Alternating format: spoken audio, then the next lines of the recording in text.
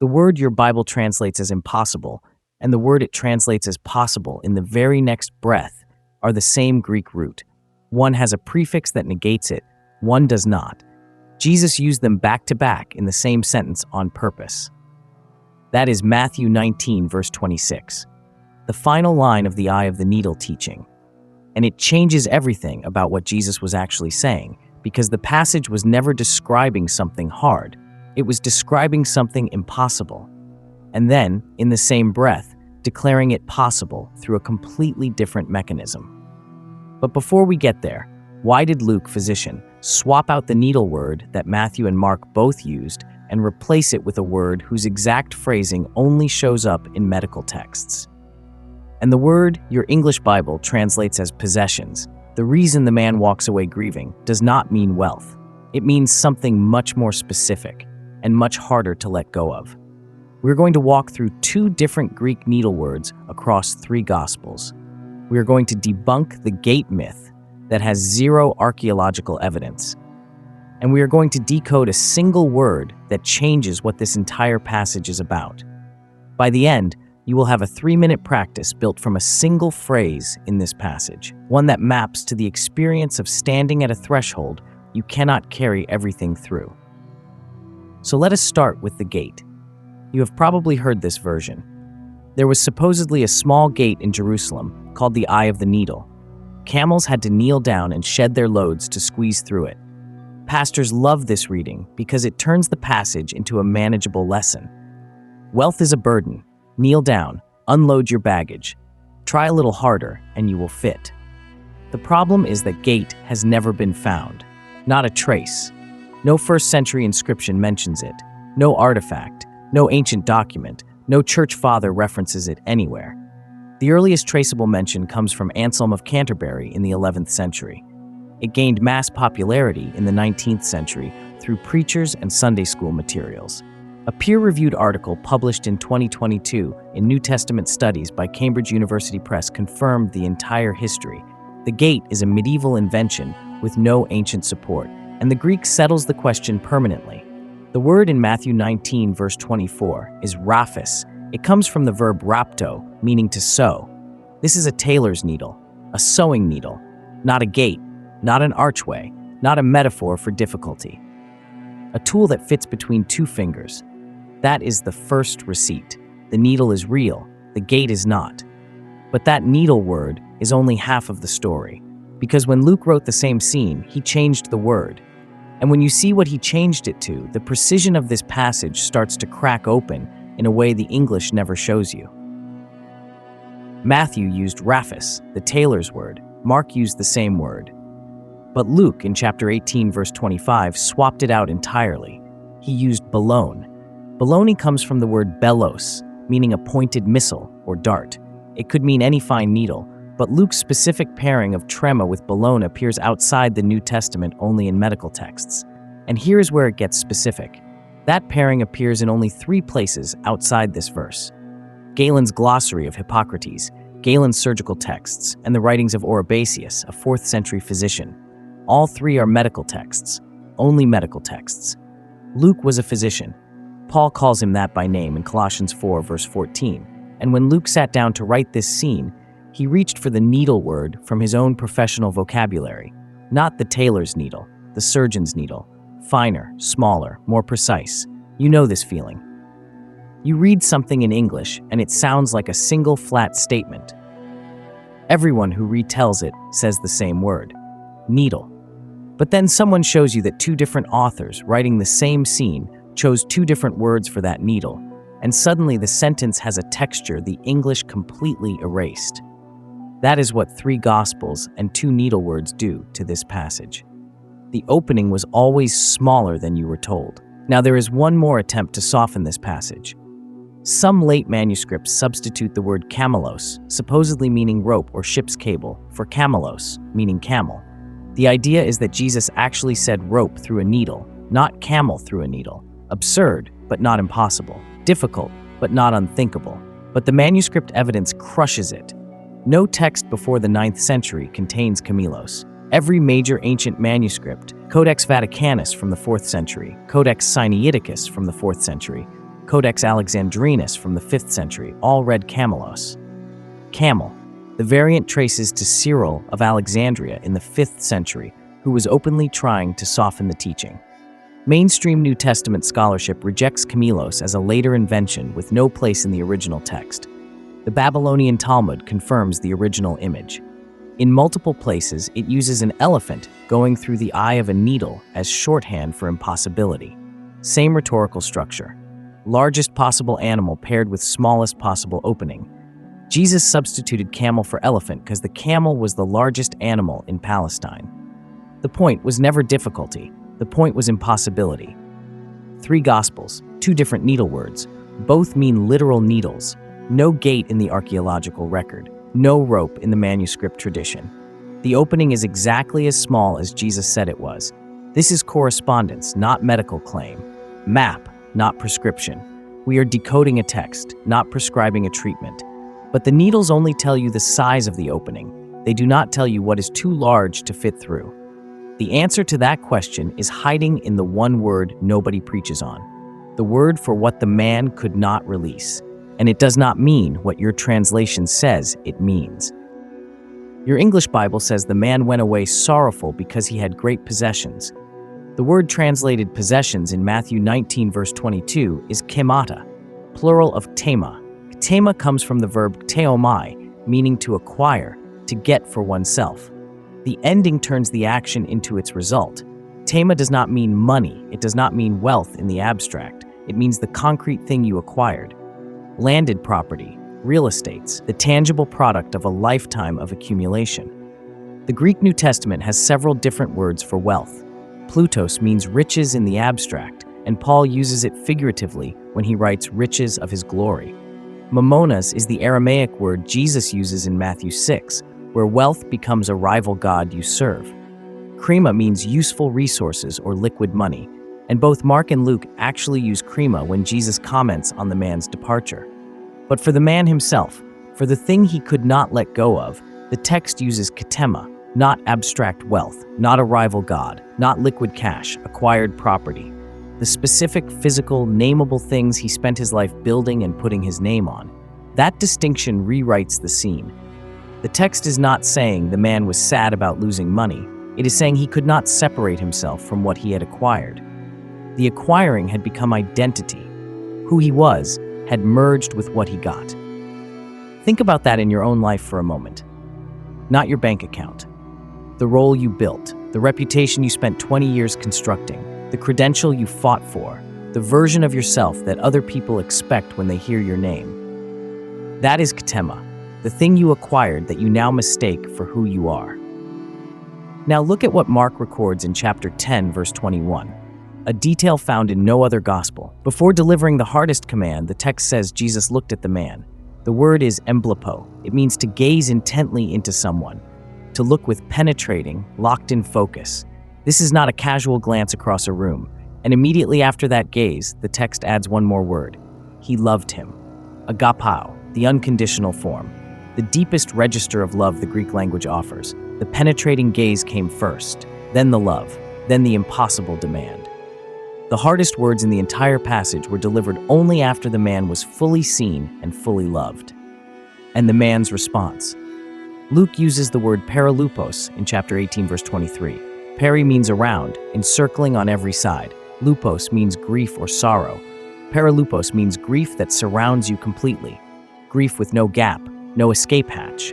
Here is the receipt that stops you. That same word, perilupos, is the word Jesus uses to describe his own soul in Gethsemane.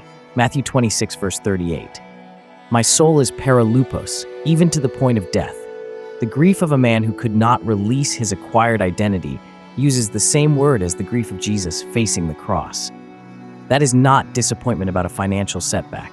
That is existential sorrow. The kind that arrives when you discover the thing you spent your whole life building is the exact thing standing between you and the next threshold, and your hands will not open. In this reading, that locked grip corresponds to the body's memory of holding. What you acquired, you carried so long, your fingers forgot how to release. The needles tell you the opening is impossibly small. Ktema tells you what cannot fit through it. Perilupos tells you the weight of discovering that. But none of these words explain how anyone actually gets through. The disciples ask exactly the right question next, and Jesus answers with a wordplay that most English translations completely flatten. The disciples heard the camel, they heard the needle, they watched the man walk away in perilupos grief, and their reaction in Matthew 19 verse 25 is not calm curiosity, it is shock. Who then can be saved? Notice they did not ask, how can rich people be saved? They said, who? Anyone. If this man who kept every commandment and had every advantage cannot pass through, then who on earth can? Mark records the reaction in two stages. First, thambio in verse 24. Amazement, then perissos exaplesentou in verse 26, astonished exceedingly beyond measure. The Greek escalates their disbelief across two verses because the implication of what Jesus just said is that devastating. And now Jesus answers, Matthew 19 verse 26, and what he says in the Greek is the most important sentence in the entire passage. Para anthropos tuto adynaton estin, para de theo panta dynata. With men, this is a dynaton. With God, all things are dynata. Look at those two words carefully. They are built from the same root, adynaton. The prefix a is the Greek alpha privative. It is the negation particle. It cancels whatever it attaches to the way uncancels possible in English. Dynatos means possible, capable, powerful. Attach the alpha prefix and you get a dynaton. Unpossible. Not difficult, not unlikely, not challenging if you kneel and try harder. Impossible. And dynata, the word applied to God in the very next phrase, is that same root without the negation. Possible, capable, powerful. Both words come from dynamis, the Greek noun for inherent power, the word that gives English the words dynamite and dynamic. Luke compresses the wordplay even further in chapter 18, verse 27. The things adynata with men are dynata with God. Same root, same breath, same sentence. The impossible things become possible things, not through human adjustment, through divine dynamis. The gap between what you were taught and what the Greek says is massive. You were taught that it is hard for the rich to enter the kingdom, but with God's help they can manage. The Greek says something completely different. A dynaton means flatly impossible, not difficult. Dynatos means possible through inherent divine power. Jesus is not offering help with a hard task. He is declaring that human capacity to pass through the needle's eye is zero, and that divine capacity is total. And he delivers both verdicts using the same root word, so you cannot possibly miss the contrast. And you have felt this. That moment when you stop trying to fit through by making yourself smaller. When you stop unloading one more thing, adjusting one more behavior, working harder at the passage, and you realize the text never said it was hard, it said it was impossible. And the strange relief that follows. Because if it was never possible by effort, then your failure to force your way through was never the problem. The passage was never asking you to succeed at something difficult. It was asking you to arrive at the place where your own capacity runs completely out and to discover that something else meets you there.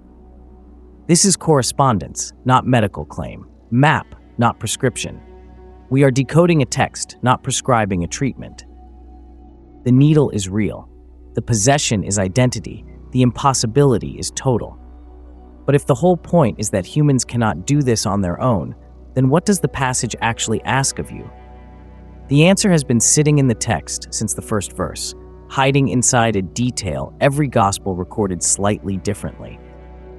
Everything converges here. 3 threads, 3 chapters, 1 threshold, the needle from chapter 2, rhaphis, belone, the tailor's tool and the surgeon's tool. Both literal, both impossibly small, no gate, no rope. Every attempt to widen the opening was invented centuries after the text was written. The opening is exactly what Jesus said it was, an eye in a needle, the smallest possible passage. The possession from chapter 3, ktema, not money, not abstract riches, the concrete thing you acquired that fused with who you are. The text chose the most specific word for property it had, and it paired that word with perilupos, grief that surrounds on every side, the same grief word Jesus would use of his own soul in the garden. What the man could not release was not his wealth, it was himself, the version of himself he had spent a lifetime acquiring. And the impossibility from chapter 4, adynaton and dynata, the same root word, one negated, one affirmed. Human capacity is zero. Divine capacity is total. And Jesus compressed both into a single sentence so the contrast would be impossible to miss. In this reading, the eye of the needle corresponds to any threshold that requires you to arrive without the identity you built from what you acquired, not wealth specifically. Whatever you accumulated that you now mistake for who you are. Look at the passage's sequence one more time. The man asks a question. Jesus names the commandments. The man claims compliance. Then Mark records the emblepo, the penetrating gaze, followed immediately by agapao, unconditional love. Only then comes the impossible demand, then the grief, then the departure, then the disciples' shock, then the impossibility declaration, then the divine possibility. Every step escalates, every step narrows. The text puts seeing before asking and loving before demanding. The hardest invitation in the passage was delivered only after the deepest seeing. Before the man was asked to release anything, he was first fully known and fully loved. A Jewish midrash carries a striking parallel to this resolution. Open for me a door as big as a needle's eye, and I will open for you a door through which may enter tents and camels. The human contribution is the needle-sized opening, the willingness to stand at the threshold with nothing. The divine response is the door through which everything passes. That is the architecture of the entire passage. The needle, the ktema, the denaton, the dynata, an opening too small, a cargo too fused, a human mechanism that does not work, and a divine mechanism that does. The passage does not end with the man's grief. It does not end with ktema or perilupos or the walk of departure. It ends with dynata. The final word is not sorrow, it is power, not human power, the kind that meets you at the exact point where yours runs out. Here is the practice. It takes less than 3 minutes, and it comes directly from the text. The word ktema means the thing you acquired. The practice starts there. Sit quietly. Name one thing you acquired that you now confuse with who you are, not something bad, something you built, a role, a reputation, a position, a credential, the version of yourself that other people expect when they say your name. Hold it in your awareness. Do not fix it. Do not force yourself to release it. Just see it. The way the text says Jesus saw the man in Mark 10 verse 21. Emblepo, intently, with love, not with judgment.